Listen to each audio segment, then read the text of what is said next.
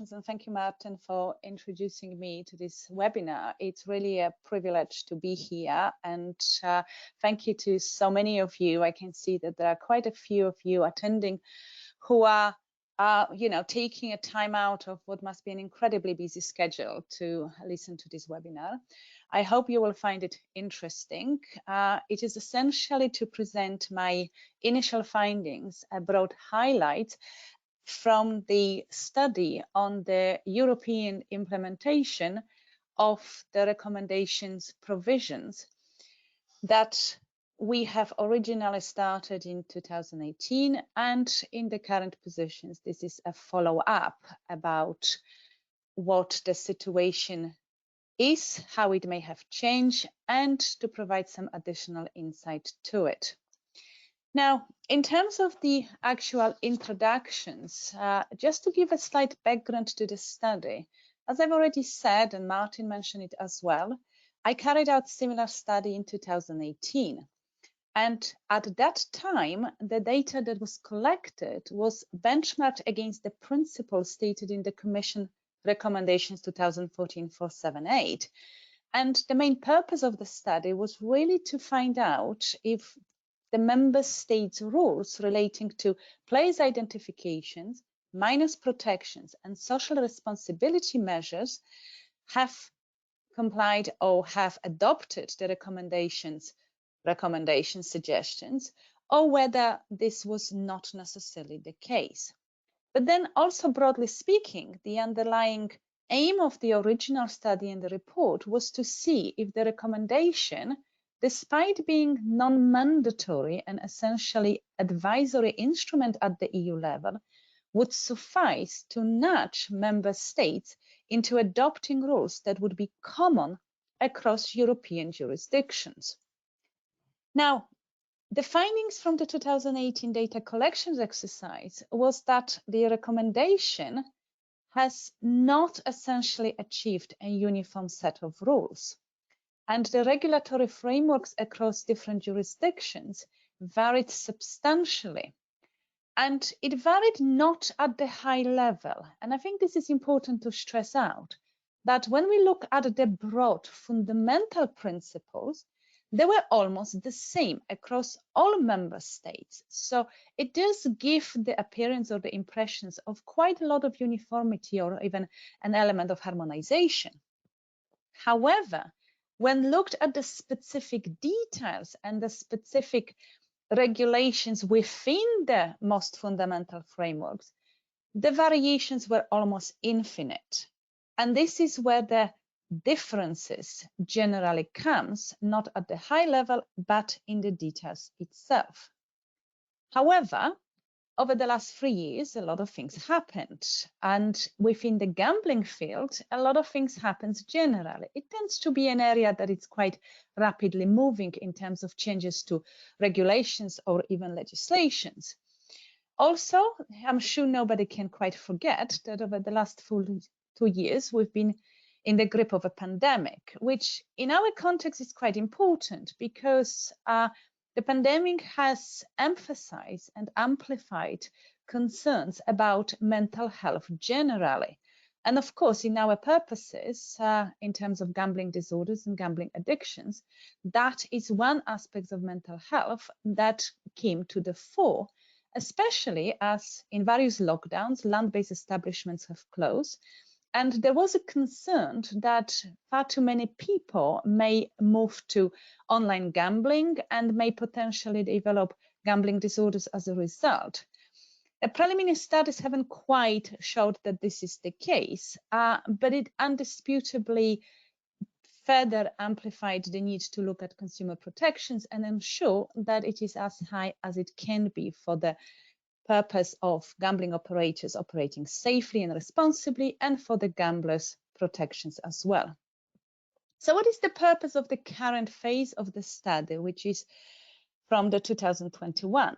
This is essentially twofold. The first one is the same scope as it was in the original 2018. And as such, the reference points remains the EU Commission recommendation, and It is appreciated, of course, that the recommendations by now can be considered quite old, has always been advisory, but it still remains the main instrument that addresses online gambling regulations across EU states at EU level. And because it is still a valid benchmark, and the current scope of the study also compares the states' implementations of the selected provisions of the recommendation itself. So the current data still focuses on the same areas as in 2018, meaning that we collected details of players' identifications and verifications requirements, methods and protections of minors, and of social responsibility measures. However, during this phase, we also collected some additional evidence, and this was to complement the previous data and to provide new insight, especially with regards to treatment support and enforcement principles. Now, it's also important to note that some of the questions' nuances have changed between 2018 and 2021. So direct comparisons only made when feasible and when the questions were essentially the same, and new data is provided where the nuance has changed or new data has been collected. What also is interesting, that I hope you will find interesting, is that the data that we collected provided me with the opportunity to create a list of national online portals of self-exclusion registers, which will be included in the report, and also a list of available helplines and problem gambling support websites, which hopefully will be applicable across all member states. So those are ones that will be included in the final report, and I'm not going to be discussing them here in details. In terms of the methodology, there is also slight change from 2018 to 2021, and this is that in 2018 we collected data from gambling providers, and the focus was mainly on gambling practices within the jurisdictions, whereas this time around we focus primarily on the legal mandatory requirements as opposed to what the gambling operators may or may not do voluntarily. I have sent the surveys and the questionnaires to all representatives of either regulatory bodies or the relevant department or ministry responsible for gambling regulations. And to date, I received 18 responses from regulators and ministers, hence the preliminary nature of the findings. We received additional further 3 responses from 3 different countries, from associations of lawyers or lawyers of the given jurisdictions. And there is only one country that I have to specifically mention, and this is France. And the reasons why I have to specifically mention them is because they formally declined to participate in the survey. And as such, the data for France has been collected from the industry member. The remaining responses, I hope they will come shortly, and hopefully they will be included in the final report. So we, by then, hopefully not have many countries missing. Which brings me very neatly to the final point, and this is to say a massive thank you to all of you who have provided me with the responses. I'm sure the response came at the time when you were incredibly busy. We always are. And of course, in the middle of the pandemic, where lots of things were on everyone's mind. However, without your help, this project, of course, would not have been possible. And therefore, I'm really grateful that you took the opportunity to complete the questionnaires in details and to send it to me at the relevant times. Also, thank you to the EGBA for providing the names of the relevant contact details and for supporting the collections of the data. So, coming to probably a more interesting part in terms of the key finding and the more specific findings. So what are the key findings of the project? As I already briefly mentioned, in 2018, online gambling diverged materially between member states, but primarily in the details and not in the high-level provisions. So the high-level provisions being broadly comparable, but the granular discussions, this is where the variations came across quite strongly. Nevertheless, some commonalities were of course available, and those commonalities were identified to relating to the need to open a gambling account before a player can engage in gambling. This is required in almost every jurisdictions, where this matter is formally regulated, where there is an obligation to offer to players at least some or most of the social responsibility tools, and the overall prohibitions of underage gambling. However, when it came to the matters as to how players are verified, whether temporary gambling accounts were permitted or not, duration of self-exclusions and the specific conditions attached to it, or even the existence of national self-exclusion registers, there was almost no uniformity at all.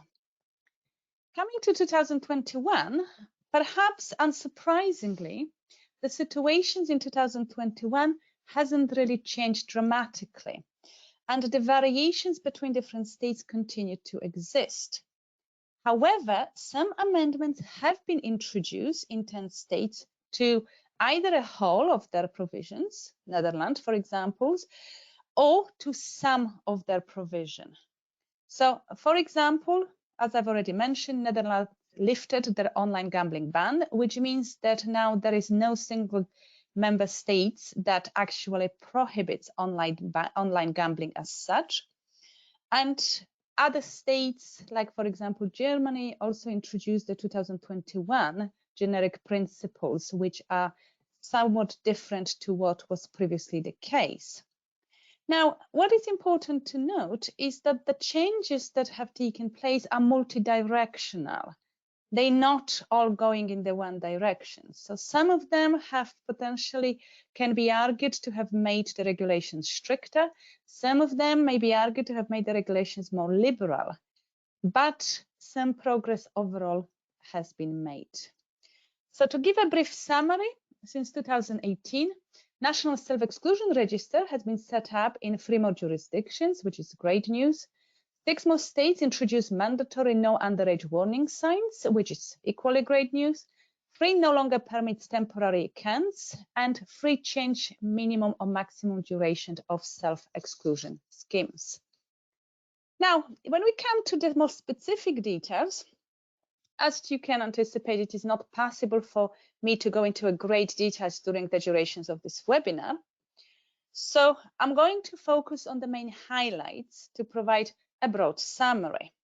The details will of course be included in the final report that, as Martin already mentioned, will be ready not later than the end of November 2021.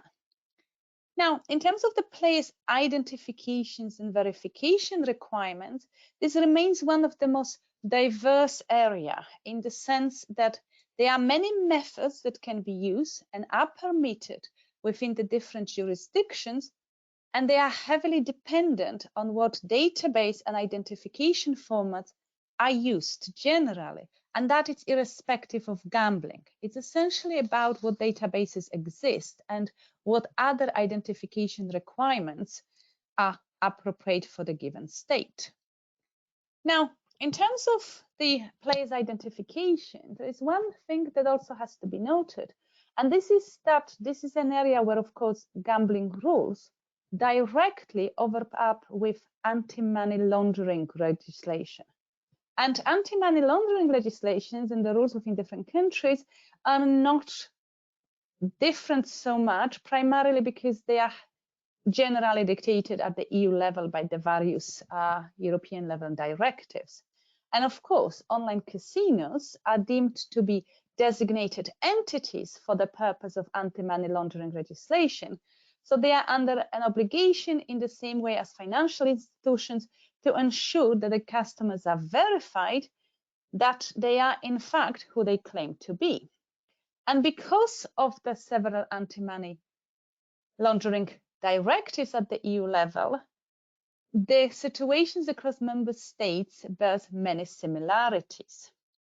So again, the variations don't come with the fundamental requirements to identify the customers. This exists in every state, either automatically upon opening of the gambling account or when the relevant threshold for the anti-money laundering legislations are reached, but they come from how the identification should take place and how it should be completed. Now, the Commission recommendation suggested that states should create a specially designated nationally standardized electronic databases for the purpose of verifying players, gamblers online. However, in 2018, again, perhaps unsurprisingly, only 4 states declared that such specifically designed database actually existed. So during the current phase, this part was approached slightly differently when we ask not whether it was specifically designed database for gambling purposes, but whether there is any database that has been designated as one that should be used for the purpose of verifications of online players. And this has created a significantly higher number of positive responses. And essentially, those are the countries which now declared the existence of a national electronic database. So there are 10 in total that has been specifically designated for the purpose of players' online verification.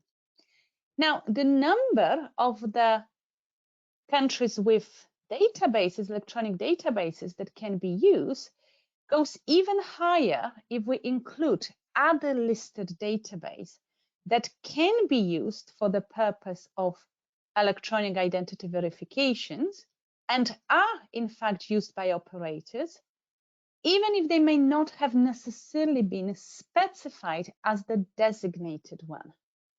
And this is important because just because a particular country hasn't listed a specific electronic database, it doesn't mean it doesn't possess it. It simply means that it may not necessarily have been listed by the regulator, either designated one or mentioned specifically as one that should be permitted. And this is because in most jurisdictions, almost all jurisdictions except Finland and Belgium, the actual choice of identity verification vests in the gambling operators. And it is up to the gambling operators to make sure that they identify the customers properly, rigorously, and in line with the relevant regulations. And if they wish to use the National Electronic Database or other commercial database or other permitted database, then of course makes it potentially significantly easier.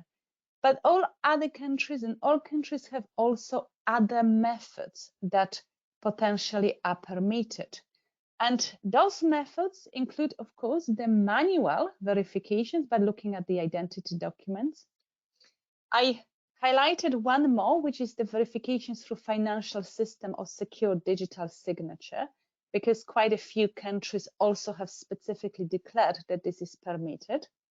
But there are also countries where identity documents can be checked instead or in addition to the electronic verifications. And in fact, there are some countries where the identification process contains 2 stages. The first stage is the electronic verifications, and the second stage is the actual inspections of the identity documents. And all those countries are, of course, listed in the actual report. Now, when we look at the purposability of the temporary gambling account, the situation has slightly changed between the 3 years. And thinking about it, the existence of temporary accounts does remain controversial. The reasons why it does remain controversial is because on one side, you can argue that temporary accounts, first of all, should not be needed. And they shouldn't be needed because at the moment in most states, the verifications can in fact be instant because of the electronic verification methods. Secondly, it can be argued that they undermine minors' protections because they may permit a minor to play, even if it is only for a short period of time, or other social responsibility measures, because again, it may potentially permit someone to play who shouldn't be playing. But on the other hand, of course, temporary accounts are important commercial tools. and they have a very significant commercial value to prevent gambling operators from potentially losing customers who may not have the patience to wait for manual verifications if the electronic verifications failed. And also it ensures that the liberties of people to play without unnecessary delays and burdens are in fact respected. But the recommendation itself suggested the existence of temporary account, but not all countries agreed in 2018, and not all countries agree in 2021. Now, interestingly enough, in 2018, the countries that are highlighted in the map permitted, but that means that 7 countries did not permit temporary account. Sweden at the time did not, but already had amending legislations that now permits those accounts to take place. The positions in 2021, however, suggest a trend that it's contrary to the one that was envisaged by the recommendations, because the countries that have permitted temporary accounts, the countries who haven't permitted temporary accounts continue not to permit them, except Sweden. But we have also 3 other countries where the temporary accounts now are no longer permitted, where previously they were either unregulated or not permitted. And Netherlands, in their new regulatory frameworks, also joined the list of countries that do not permit temporary accounts, as opposed to the ones that do. Now, in terms of the durations of temporary accounts in those countries where it is permitted, at the moment, the typical duration is 30 days, 1 month, except for Germany, which allocates 72 hours period. Quite a few countries also have other financial limits and temporary limits, all the durations, financial limits in terms of how much money can be deposited into the temporary account, and no jurisdictions permits withdrawal of any winnings before verification is completed. Interestingly, what happens to the funds in the temporary accounts if verification is not successful? Most countries return to any deposit minus any potential winnings to the players. But in Romania, this is not taking place, and in fact, the funds accrue to the state budget. And in France, it can only happen if the player is in the end verified. And if it is not verified, if the player is not verified in a rather long durations, I think they have over 6 years in order to do so, then the money accrues to the state budget as well. But if the player is verified, they can reclaim it back. Moving on to the protections of minors in gambling advertising, we only this time around re-examined the requirements as to whether the no underage gambling sign should be included in the gambling advertising. And this is because it was presumed that the overall prohibitions on underage gambling would not have changed. The generic age of who is permitted to gamble and who is not wouldn't necessarily change either. But the positions with regards to the sign itself was quite varied at the time. So in 2018, we had 12 states. Well, we had UK, but now UK is excluded from the study. But we had 12 states that included mandatorily this sign in commercial gambling advertising. Others may have done it so voluntarily, but not necessarily prescribed by law. And this has now increased to 17 states. Again, technically 18, but as the UK left the EU, then it's back to 17. Now, in Italy, gambling continues to be prohibited, and in Bulgaria and Latvia, the gambling advertising is severely restricted. So those signs are not necessarily needed, and therefore it kind of shows a really positive trend in this respect with regards to minors protections. This is particularly important because recent studies do indicate that across Europe, the online gambling by minors may potentially be increasing. So the jurisdictions have to continue to engage in strategies to prevent underage from having the opportunities to gamble either online or otherwise. but education campaigns and all specific signs and concerted effort like that always help. Now, in terms of safer gambling principles and special social responsibilities tools, this is where the biggest variations continue to exist. And even though the starting positions in all jurisdictions is that operators or nationally have to offer several social responsibility tools, the principles vary quite enormously and continue to vary. Now, in terms of safer gambling principles, typically we can put them into three different categories. The first one is when we control the gambling environment. The second one is when we control the inherent characteristics of the gambling product. And the third one is when we give the players appropriate tools to help them or enable them to control their own gambling behaviors. The recommendation itself focuses on the first and third category, and most European jurisdictions at the moment do the same. So in terms of the principles, the most obvious one and the most relevant one in this context is the self-exclusions and time and deposit limits. So self-exclusion schemes is offered either by operators and or nationally in all jurisdictions. Only in 3 states this is not prescribed by law, but it's still offered voluntarily by gambling operators who generally do it and go above what it's essentially expected of them by the legal requirements within the jurisdiction. However, the duration vary, and that has varied in 2018 from 7 days, that now has decreased, and it's varied from 24 hours to 12 months as a minimum period, and from 3 years to permanent lifetime as a maximum. So some states permit a permanent self-exclusion, some states don't. Some states, Latvia, for example, has only 1 period of self-exclusions, which is 12 months. Others, like Spain, operates on the basis of generally permanent self-exclusions. Now, in terms of third parties, as to who can self-exclude a particular customers, this is always an interesting question, because if we look at the title, self-exclusions, by definition, self-exclusions should be initiated by the player.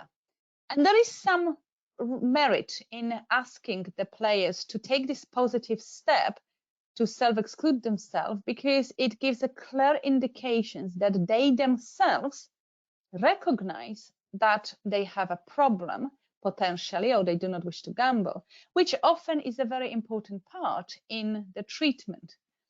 However, in some countries, in 10 states specifically, it is possible to self-exclude customers by somebody else. So interested parties, a family members, an operator, or any other party may apply to include an individual on a self-exclusion register.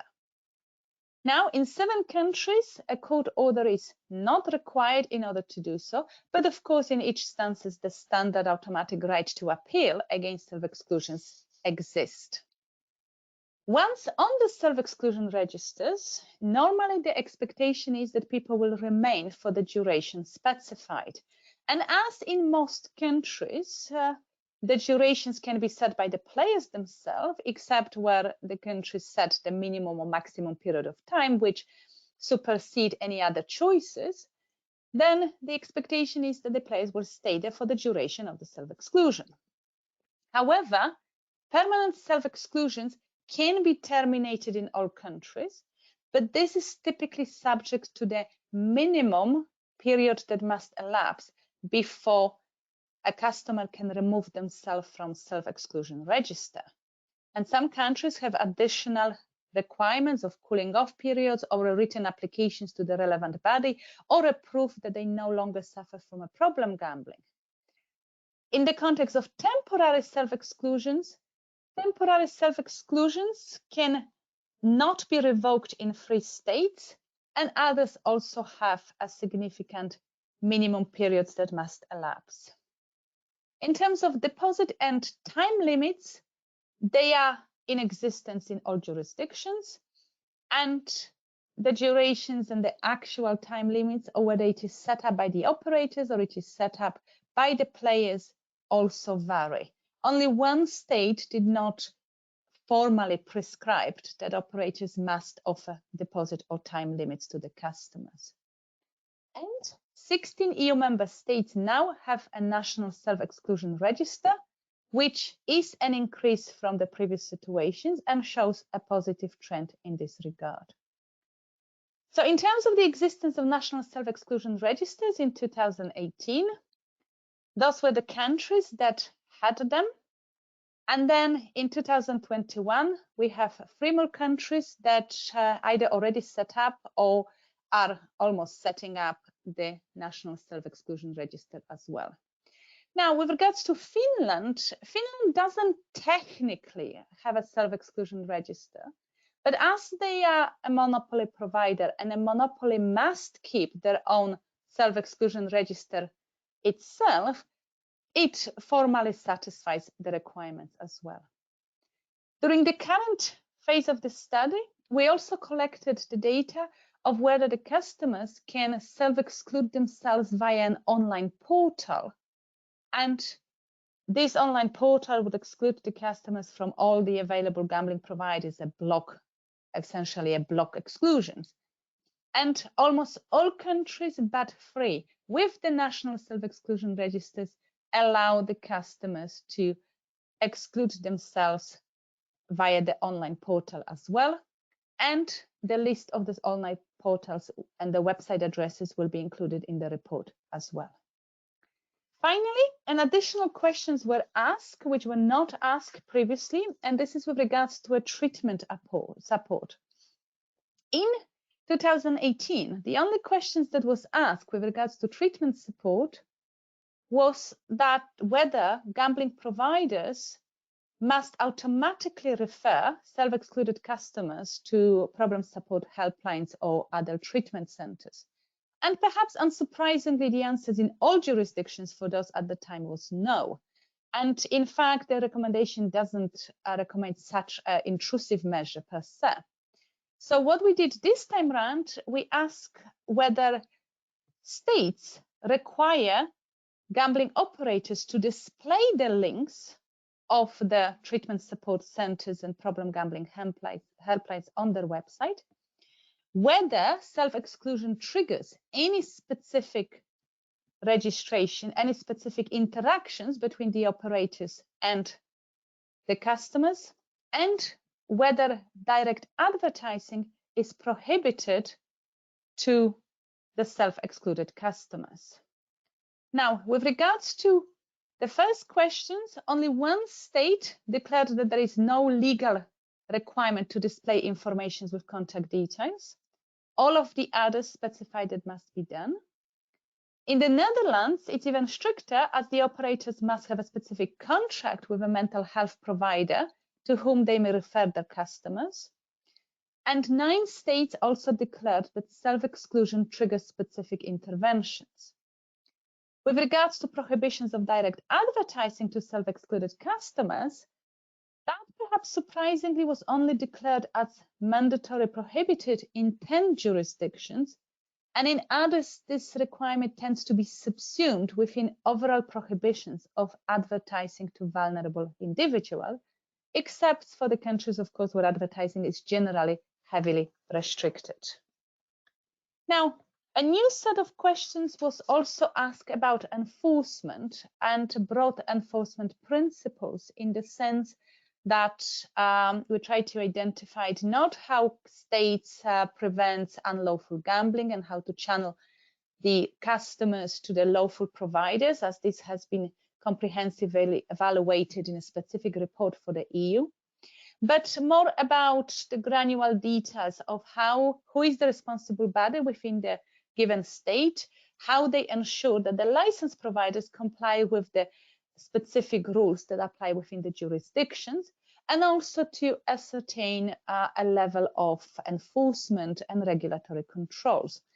This is something that will be included in the report, and as we are now running out of time, I don't have time to discuss it in details, but the details with all the tables will be published together with the report as well on the enforcement principle as well.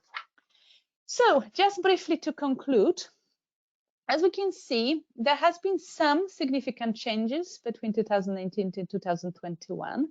It was certainly beneficial to add the additional insight as to the position currently.